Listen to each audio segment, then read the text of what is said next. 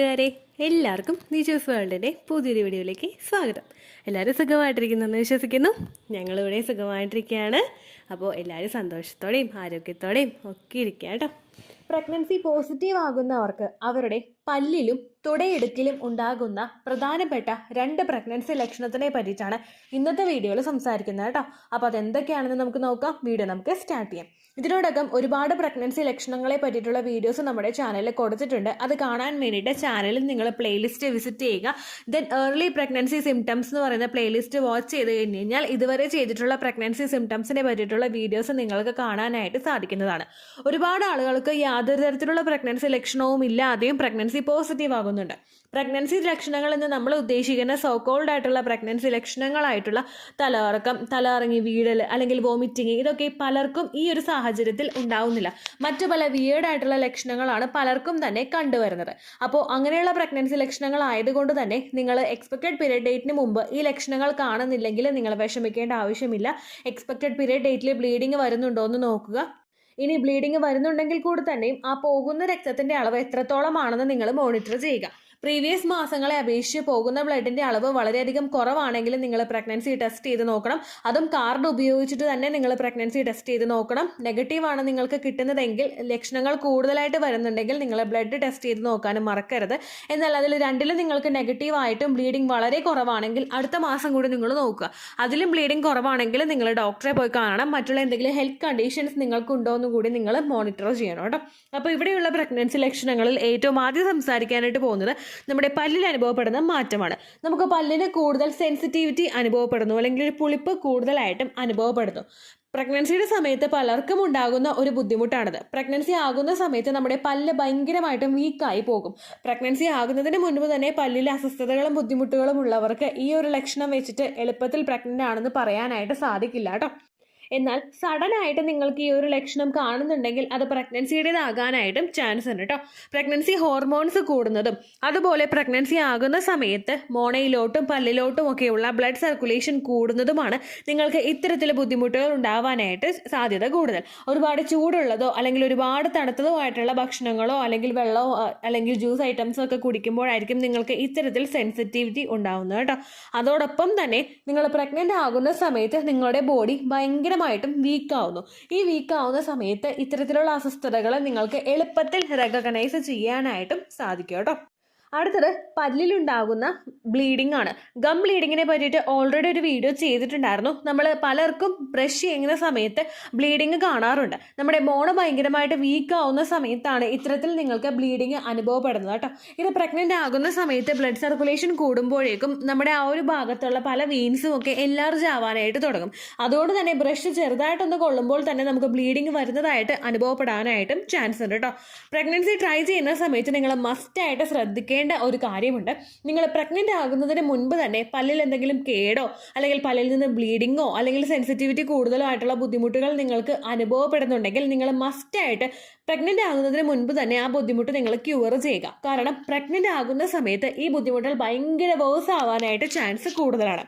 പല്ലിൽ കേടൊക്കെ ആ ഒരു സമയത്ത് കൂടുതലായിട്ട് കൂടിക്കൂടി നിങ്ങൾക്ക് ബുദ്ധിമുട്ടുണ്ടാക്കുകയാണെങ്കിൽ നിങ്ങൾ ചിലപ്പോൾ പല്ല് പറിച്ച് കളയേണ്ടി വരും, അല്ലെങ്കിൽ റൂട്ട് കനാൽ ചെയ്യേണ്ടതായിട്ട് വരും. അനസ്തേഷ്യ പോലുള്ള കാര്യങ്ങൾ അൺവാണ്ടഡ് ആയിട്ട് പ്രഗ്നൻസി സമയത്ത് എടുക്കുന്നത് നല്ലതല്ല.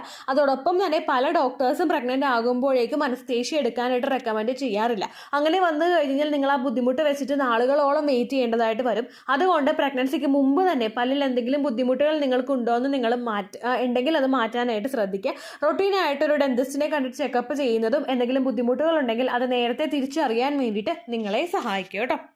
അടുത്തൊരു ബുദ്ധിമുട്ടാണ് നമ്മുടെ ഇടുക്കിൽ വരുന്ന കളർ ചേഞ്ച്. ഒരുപാട് ആളുകൾക്ക് പ്രഗ്നൻസി ആകുന്നതിന് മുൻപ് തന്നെ ഈ ഇടുക്കിൽ കളർ ചേഞ്ച് ഉണ്ടാവുന്നുണ്ട്. അങ്ങനെയുള്ള ആളുകൾക്ക് ഈ ഒരു ലക്ഷണം എളുപ്പത്തിൽ റെക്കഗ്നൈസ് ചെയ്യാനായിട്ട് പറ്റില്ല കേട്ടോ. എന്നാൽ യാതൊരു തരത്തിലുള്ള കളർ ചേഞ്ചും ആ ഒരു പോർഷനിൽ ഇല്ലാത്ത ആളുകൾക്ക് സഡൻ ആയിട്ട് ആ ഒരു കളർ ചേഞ്ച് വരുന്നുണ്ടെങ്കിൽ അത് പ്രഗ്നൻസി പോസിറ്റീവ് ആകുന്നതിൻ്റെ സൂചനയാണ് കേട്ടോ. ഈ ഒരു കണ്ടീഷനെ നമ്മൾ പറയുന്നത് melasma or mask of pregnancy എന്നാണ്. ഈ കണ്ടീഷനിൽ നമ്മുടെ ശരീരത്തിലെ മെലാനിൻ്റെ ഇൻക്രീസ് ഉണ്ടാകുന്നുണ്ട് കേട്ടോ. ഇതിന്റെ ഭാഗമായിട്ട് ശരീരത്തിലെ പല ഭാഗങ്ങളിലും നിങ്ങൾക്ക് ഇത്തരത്തിൽ കളർ ചേഞ്ച് കാണാനായിട്ട് സാധിക്കുന്നു. അതായത് നമുക്ക് വിസിബിൾ ആയിട്ടുള്ള നമ്മുടെ ചീക്സിന്റെ ഭാഗത്ത്, നമ്മുടെ കവിളിന്റെ ചുറ്റുമുള്ള ഭാഗത്ത് നിങ്ങൾക്ക് ചിലപ്പോൾ കളർ ചേഞ്ച് ഉണ്ടാകും. അതുപോലെ തന്നെ നമ്മുടെ മൂക്കിന് കുറുകെയായിട്ട് വരാനായിട്ട് ചാൻസ് ഉണ്ട്. അതുപോലെ നമ്മുടെ മൂക്കിന്റെ ആ ഒരു എൻഡ് പോർഷനിൽ നമ്മളിപ്പോൾ ശ്വാസം വെച്ച് നോക്കുന്ന ആ ഒരു പോർഷനില്ലേ, ആ പോർഷന് ചുറ്റുമായിട്ട് നിങ്ങൾക്ക് ബ്ലാക്ക് കളറുള്ള മാർക്ക് വരാനായിട്ട് ചാൻസ് ഉണ്ട്. അതോടൊപ്പം തന്നെ നമ്മുടെ ലിപ്സിന് ചുറ്റുമുള്ള പോർഷൻ, നമ്മുടെ ചുണ്ടിന് ആ ഒരു മുകളിലുള്ള പോർഷൻ, അതുപോലെ താഴെയുള്ള പോർഷനിലും അതുപോലെ ചുണ്ട് കറുത്ത് വരാനായിട്ട് ചാൻസ് ഉണ്ട്. ചിലർക്ക് ആ ജെനിറ്റൽ പോർഷനിൽ കളർ നല്ലതുപോലെ ചേഞ്ച് ആവാനായിട്ട് ചാൻസ് ഉണ്ട്. മറ്റു ചിലർക്ക് അവരുടെ നിപ്പിളിലും ഈ ഒരു ചേഞ്ചസ് ഉണ്ടാവുന്നുണ്ട് കേട്ടോ. പലർക്കും പ്രഗ്നൻസിയുടെ സ്റ്റാർട്ടിങ് സ്റ്റേജ് മുതൽ തന്നെ ഈ ഒരു ലക്ഷണം കാണാറുണ്ട്. ചില ആളുകൾക്ക് ആ ഒരു ഫസ്റ്റ് ട്രൈമസ്റ്റർ ഒക്കെ കഴിഞ്ഞ് ഒരു സെക്കൻഡ് ട്രൈമസ്റ്റർ ഒക്കെ ആകുമ്പോഴേക്കും ഇതിൻ്റെ ആ ഒരു കളർ ചേഞ്ച്, ഒരുപാട് പിഗ്മെന്റേഷൻ വ്യത്യാസം വരുന്നത് അവിടെ വെച്ച് സ്റ്റോപ്പ് ആകും.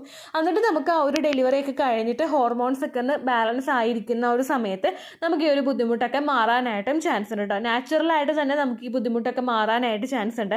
അത് മാറ്റാൻ വേണ്ടിയിട്ട് നമ്മൾ ഓവറായിട്ട് കെമിക്കൽസ് ഒന്നും യൂസ് ചെയ്യേണ്ട ആവശ്യമില്ല. പക്ഷേ പിഗ്മെന്റേഷനിൽ ഒരുപാട് വ്യത്യാസം നിങ്ങൾക്ക് ഒരു ഫേസിൽ കാണുന്നുണ്ടെങ്കിൽ ഡെർമറ്റോളജിസ്റ്റിനെ സമീപിച്ചതിന് ശേഷം നിങ്ങൾ ക്രീം അപ്ലൈ ചെയ്ത് കൊടുക്കാം. മാർക്കറ്റിൽ അവൈലബിൾ ആയിട്ടുള്ള പല ക്രീംസും നിങ്ങൾ ആ ഒരു സമയത്ത് യൂസ് ചെയ്യാതിരിക്കുന്നതാണ് നല്ലത്. കാരണം പലതും അതിൻ്റെ ടോക്സിൻസ് വെച്ചിട്ട് നമുക്ക് ശരീരത്തിൽ പറ്റുന്നവയായിരിക്കില്ല. അതുകൊണ്ട് തന്നെ നിങ്ങൾ പാരബൻ അടങ്ങിയിട്ടുള്ള പ്രൊഡക്ട്സ് ഉണ്ടാകും. അതുകൊണ്ട് ആ പ്രൊഡക്ട്സ് ഒന്നും നമുക്ക് പ്രഗ്നൻസിയുടെ സമയത്ത് യൂസ് ചെയ്യാനായിട്ട് പാടില്ല. കാരണം കുഞ്ഞിനത് ഭയങ്കര മോശമായിട്ട് തന്നെ അഫക്റ്റ് ചെയ്യും. അപ്പോൾ പിഗ്മെന്റേഷനൊക്കെ നിങ്ങൾക്ക് ഭയങ്കര കൂടുതലാണ്. അതുകൊണ്ട് നിങ്ങൾക്ക് ബുദ്ധിമുട്ടുണ്ടെങ്കിൽ നിങ്ങൾ ഡെർമറ്റോളജിസ്റ്റിനെ അതുപോലെ സ്കിൻ സ്പെഷ്യലിസ്റ്റിനൊക്കെ സമീപിച്ചതിന് ശേഷം അവർ റെക്കമെൻഡ് ചെയ്യുന്ന ഓയിൽമെന്റ് ആണെങ്കിലും അതുപോലെ പ്രൊഡക്ട്സ് ആണെങ്കിലും നിങ്ങൾ യൂസ് ചെയ്യാനായിട്ട് ശ്രദ്ധിക്കുക കേട്ടോ. പ്രഗ്നൻസി ഹോർമോൺ ആയിട്ടുള്ള പ്രൊജസ്ട്രോൺ ഹോർമോൺ കൂടുതലായിട്ട് ശരീരത്തിൽ കൂടുന്നതും നിങ്ങൾക്ക് ഈ മെലാസ്മ പോലുള്ള കണ്ടീഷൻസ് ഉണ്ടാകാനായിട്ട് ചാൻസസ് വർദ്ധിപ്പിക്കുന്നുണ്ട്. ഈ ഹോർമോൺസ് ഒക്കെ നമുക്ക് ഏറ്റവും കൂടുതൽ നോർമൽ ആക്കുന്നത് ആ ഒരു ഫീഡിംഗ് ഒക്കെ സ്റ്റാർട്ട് ചെയ്ത് തുടങ്ങുന്ന അവസരങ്ങളിലായിരിക്കും. ഡെലിവറി കഴിഞ്ഞിട്ടും പലർക്കും ഇത്തരത്തിലുള്ള ബുദ്ധിമുട്ടുകൾ ശരീരത്തിൽ കാണാനായിട്ട് സാധിക്കും എന്നാണ് കേട്ടോ ഉദ്ദേശിച്ചത്. അപ്പോൾ ഇത്രയേ ഉള്ളൂ വീഡിയോ. യൂസ്ഫുൾ ആയി കാണുമെന്ന് വിശ്വസിക്കുന്നു. യൂസ്ഫുൾ ആവുന്നുണ്ടെങ്കിൽ ലൈക്ക് ചെയ്യുക, ഫ്രണ്ട്സിനൊക്കെ ഷെയർ ചെയ്ത് കൊടുക്കുക കേട്ടോ. എന്തെങ്കിലും സംശയം ഉണ്ടെങ്കിൽ നിങ്ങൾ കമൻസിൽ ചോദിക്കുക. പണ്ടത്തെ വീഡിയോയ്ക്ക് കമൻസ് ഇടുന്നവർക്കും ഓൾറെഡി നമ്മളൊരു കോൺവെർസേഷൻ ഉണ്ടായിട്ട് റിപ്ലൈ ലഭിക്കാത്തവർക്കും ലേറ്റസ്റ്റ് ആയിട്ട് ഞാൻ ഏത് വീഡിയോ ആണ് അപ്ലോഡ് ചെയ്യുന്നത് അതിന് താഴെ കമൻറ്റ് ഒന്ന് കോപ്പി പേസ്റ്റ് ചെയ്യാനായിട്ട് ശ്രദ്ധിക്കുക കേട്ടോ. അതുപോലെ ഓവുലേഷൻ ഡേറ്റ് കാൽക്കുലേറ്റ് ചെയ്ത് തരാനായിട്ട് റിക്വസ്റ്റ് ചെയ്യുന്ന ആളുകൾ എത്രയാണോ സൈക്കിൾ ലെങ്ത് അത് മെൻഷൻ ചെയ്യാനായിട്ട് പ്രത്യേകം ശ്രദ്ധിക്കുക. സൈക്കിൾ ലെങ്ത് എന്നതുകൊണ്ട് ഉദ്ദേശിച്ചത് ഓരോ മാസവും എത്ര ദിവസം കൂടുമ്പോഴാണോ ബ്ലീഡിങ് വന്നത് അതാണ് കേട്ടോ സൈക്കിൾ ലെങ്ത്. അതല്ലാതെ ഇന്ന ദിവസം ഇന്ന മാസത്തിൽ ഈ ദിവസമാണ് ബ്ലീഡിങ് വന്നത് എന്ന് നമ്മൾ ഇട്ടിട്ട് കാര്യമില്ല. അതായത് ഫോർ എക്സാമ്പിൾ കഴിഞ്ഞ മാസം നിങ്ങൾക്കൊരു 10-ാം തീയതിയാണ് ബ്ലീഡിങ് ആയതെങ്കിൽ ഈ മാസം 5-ാം തീയതിയാണ് ബ്ലീഡിങ് വന്നതെങ്കിൽ കഴിഞ്ഞ മാസം 10-ാം തീയതി മുതൽ ഈ മാസം 5-ാം തീയതി വരെ എത്ര ദിവസമുണ്ടോ അത് കാലണ്ടറിൽ എണ്ണി തിട്ടപ്പെടുന്നതാണ് നിങ്ങളുടെ സൈക്കിൾ ലെങ്ത് എന്നതുകൊണ്ട് ഉദ്ദേശിച്ചത്. സൈക്കിൾ ലെങ്ത് കാൽക്കുലേറ്റ് ചെയ്യുന്ന സമയത്ത് നിങ്ങൾ മസ്റ്റായിട്ട് ശ്രദ്ധിക്കുക. ബ്ലീഡിങ് തുടങ്ങിയ ദിവസത്തിന് വേണം നിങ്ങൾ ഡേ 1 ആയിട്ട് എടുക്കാൻ വേണ്ടിയിട്ട്. ചെറുതായിട്ട് സ്പോട്ടിങ്ങോ ഡിസ്ചാർജോ ഉണ്ടായ ദിവസത്തിനെ പീരീഡ്സിന്റെ ഫസ്റ്റ് ഡേ ആയിട്ട് നിങ്ങൾ കൺസിഡർ ചെയ്യേണ്ട ആവശ്യം ഇല്ല കേട്ടോ. അതുപോലെ തന്നെ ഇത് കാൽക്കുലേറ്റ് ചെയ്തെടുക്കുന്ന സമയത്ത് കാലണ്ടറിൽ നോക്കിയിട്ട് വേണം നിങ്ങൾ കാൽക്കുലേറ്റ് ചെയ്യാൻ വേണ്ടിയിട്ട്. ചില മാസങ്ങളിൽ 30-31 ദിവസം നമുക്ക് വരുന്നുണ്ട്. അതുകൊണ്ട് പെർഫെക്റ്റ് ആയിട്ട് ആ ഒരു രീതിക്ക് തന്നെ നിങ്ങൾ കാൽക്കുലേറ്റ് ചെയ്തെടുക്കുക. എൻ്റെ സഹായമില്ലാതെ തന്നെ ഓൺലൈനായിട്ടും നിങ്ങൾക്ക് ഓവുലേഷൻ ഡേറ്റ് കാൽക്കുലേറ്റ് ചെയ്ത് എടുക്കാവുന്നതാണ്.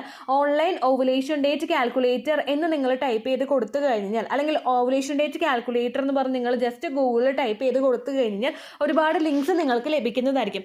അതിൽ നിങ്ങൾ ചെയ്യേണ്ടത് ഇത്ര മാത്രമേ ഉള്ളൂ. നിങ്ങളുടെ ലാസ്റ്റ് മെൻസ്ട്രൽ പീരീഡ് എത്രയാണോ ആ മെൻസ്ട്രൽ പീരീഡിൻ്റെ ഡേറ്റ്, ബ്ലീഡിങ് വന്ന ഡേറ്റ് എത്രയാണോ അത് മെൻഷൻ ചെയ്ത് കൊടുക്കുക. അതോടൊപ്പം ഞാൻ ഈ നേരത്തെ പറഞ്ഞ രീതിക്കുള്ള നിങ്ങളുടെ സൈക്കിൾ ലെങ്ത് എത്രയാണോ അത് കണ്ടുപിടിച്ചിട്ട് നിങ്ങൾ എൻ്റർ ചെയ്ത് കൊടുക്കുകയാണെങ്കിൽ കൃത്യം നിങ്ങൾക്ക് ഓവുലേഷൻ ഡേറ്റും ഫെർട്ടൈൽ ടൈം പീരീഡും പ്രോപ്പറായിട്ട് ലഭിക്കുന്നതായിരിക്കും. അങ്ങനെ നിങ്ങൾക്ക് കാൽക്കുലേറ്റ് ചെയ്ത് എടുക്കാവുന്നതാണ് കേട്ടോ. അപ്പോൾ ഇത്രയേ ഉള്ളൂ വീഡിയോ. അടുത്തൊരു യൂസ്ഫുൾ വീഡിയോ ആയിട്ട് നമുക്ക് വീണ്ടും കാണാം. ബൈ.